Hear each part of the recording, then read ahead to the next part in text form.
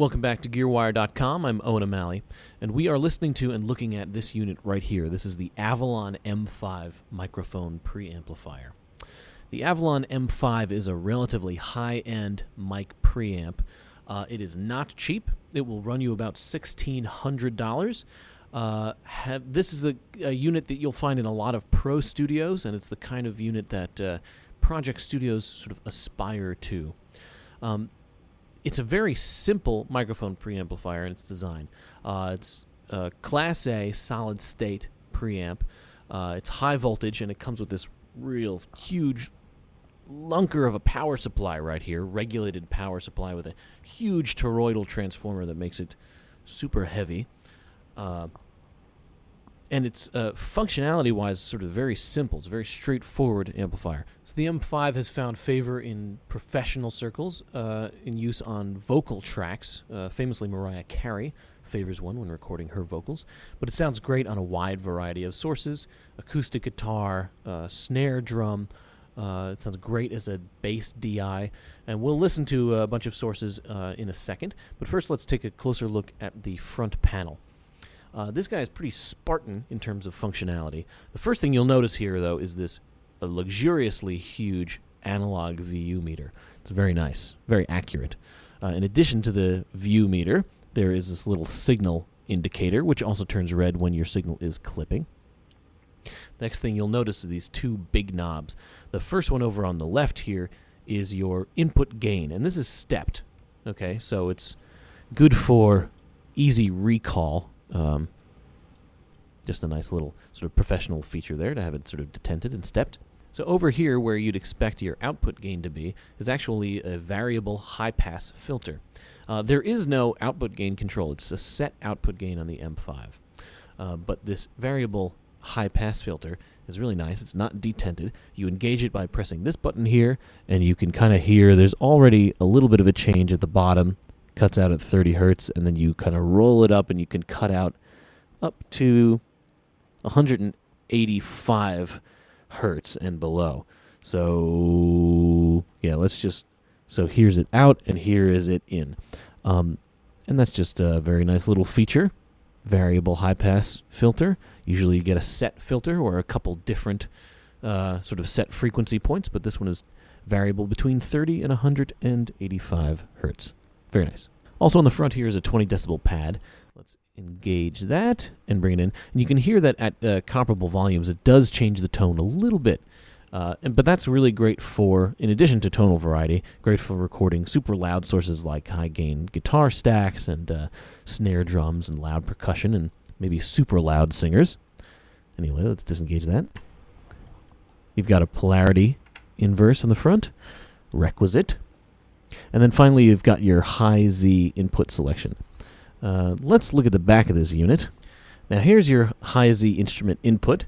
You might find it kind of strange that this is on the back here, but that's why they have a high-Z switch on the front. So you can kind of leave something connected here and just select it by pressing that switch on the front. There is also your phantom power switch is right here. And that's how you engage phantom power. We've got it engaged right now. It's a three-way switch. In the middle, phantom power is off, and then on the right, phantom power is engaged. But all the way on the left, you engage 130 volt power for DPA microphones, and that's your connection, a 4-pin connection for DPA mics. Otherwise, here's your 3-pin XLR connection. Here is your line out right here, and this right here is actually running from the power supply. It's a 4-pin XLR that is supplying power to the unit.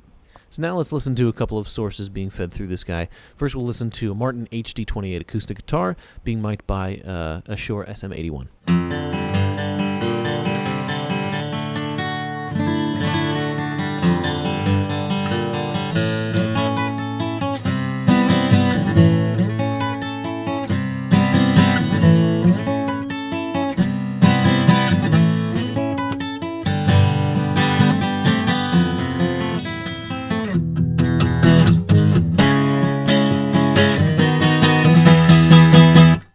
Okay, next let's hear some vocals. I'm going to be singing through an Audio-Technica AT3035, which is sort of a mid-range solid-state, large diaphragm condenser mic.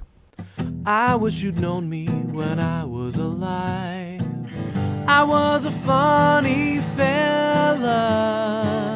The crowd would hoot and holler for more. I wore a drunk's red nose for applause. Oh yes, I was a comical priest with a joke for the flock and a hand up your fleece. I was drooling the drink and the lipstick and grease paint down the cardboard front of my dirty dog collar. Now I'm dead, now I'm dead, now I'm dead, now I'm dead, and I'm going on to meet my reward. I was scared, I was scared, I was scared, I was scared. You might have never heard of God's coming.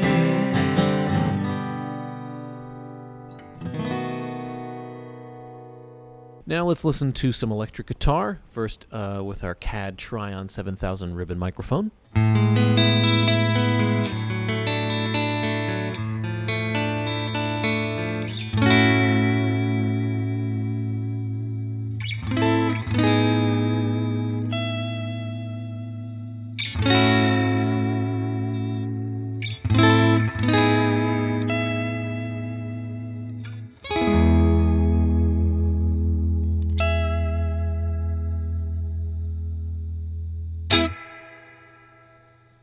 And now let's crank up the distortion on our House AC-15 back here, crank up the top boost, and mic it with a dynamic instrument microphone.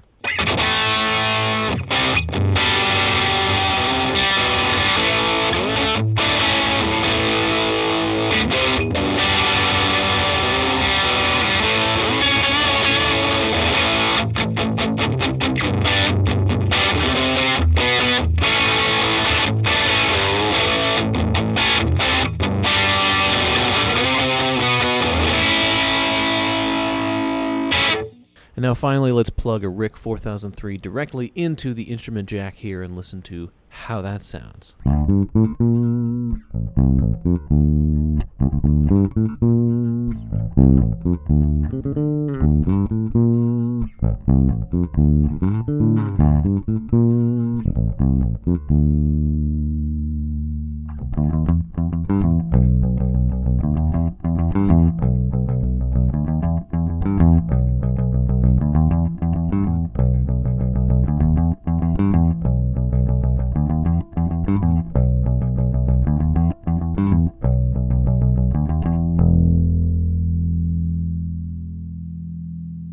So you can hear that it performs pretty exceptionally on all the sources, but I think it's most impressive as a vocal preamplifier. So that's a quick taste test of the Avalon M5, a decidedly professional single-channel microphone preamplifier.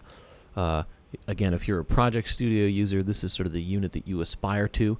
And if you go visit a professional studio, professional recording studio, you'll almost certainly find one of these guys in the outboard rack. You've been watching GearWire.com, and I'm Owen O'Malley, and thanks for checking us out.